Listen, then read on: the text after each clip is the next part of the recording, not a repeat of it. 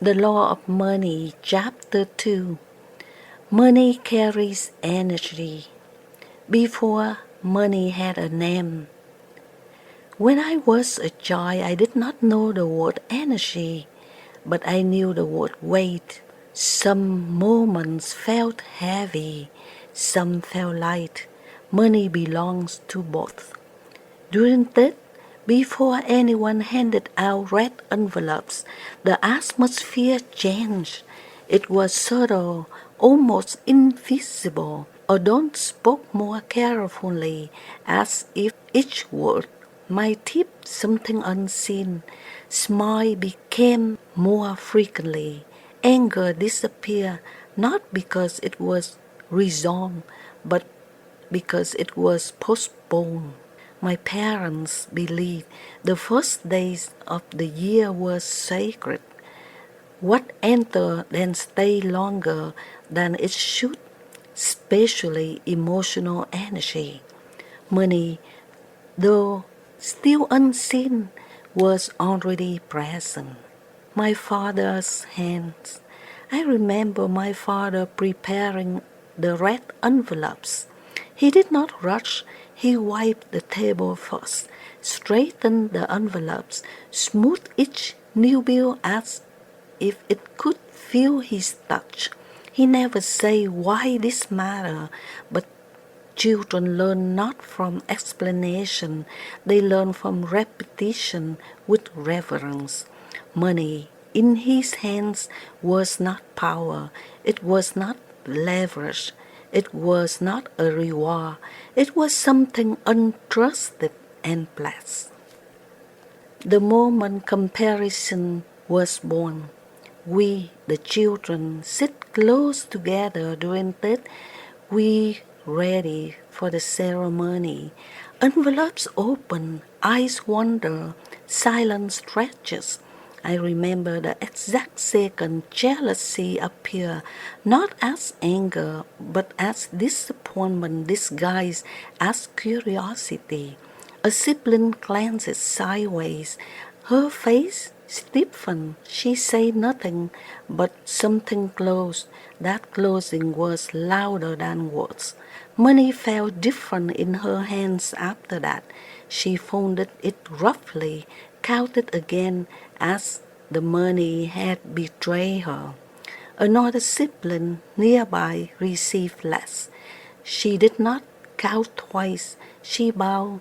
She slipped the envelope into her pocket with her quiet appreciation.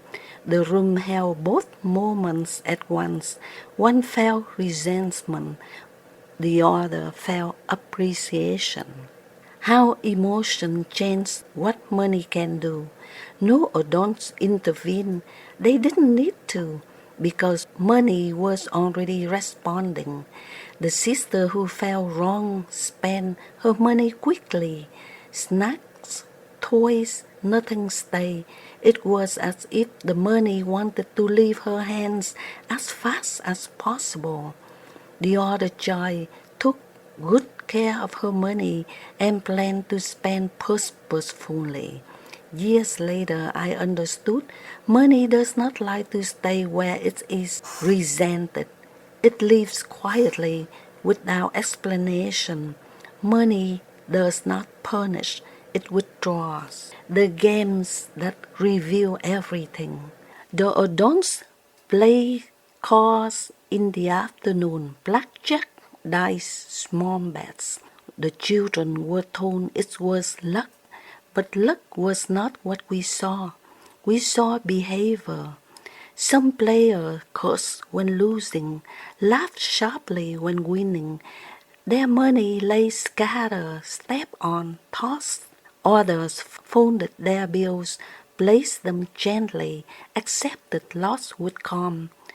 By nightfall, the outcomes were predictable, not because of fate, but because of tone.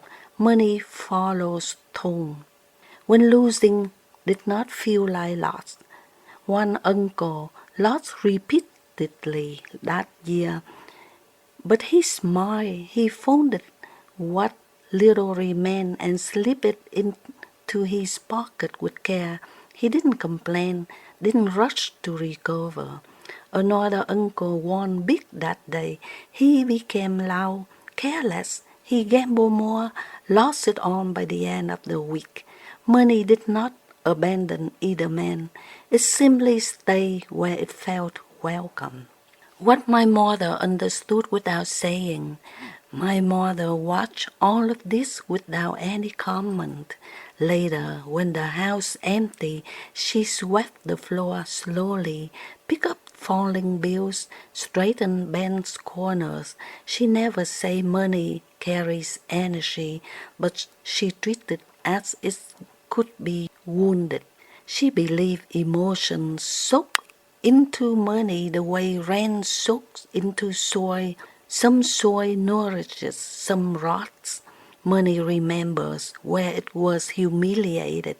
Money remembers where it was respected. The lesson that aged with me. As an adult, I have seen people who work hard, but they still repel money. I have seen others attract without force. The difference is rarely a strategy, it is a relationship. Money remembers how it was first received, how it was spoken about, how it was blamed, how it was thanked. During that, my parents were not celebrating wealth, they were protecting alignment. Money did not come to us because we deserved it. It stayed because it was treated gently and respectfully.